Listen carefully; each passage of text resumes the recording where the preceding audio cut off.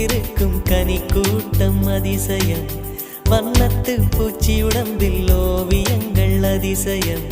துணை செல்லும் காற்று மெல்லிசையாதல் அதிசயம், குருநாதர் இல்லாத குயில் பாட்டு அதிசயம், அதிசயமே அசந்து போகும் நீ எந்த அதிசயம் கல் தோன்றி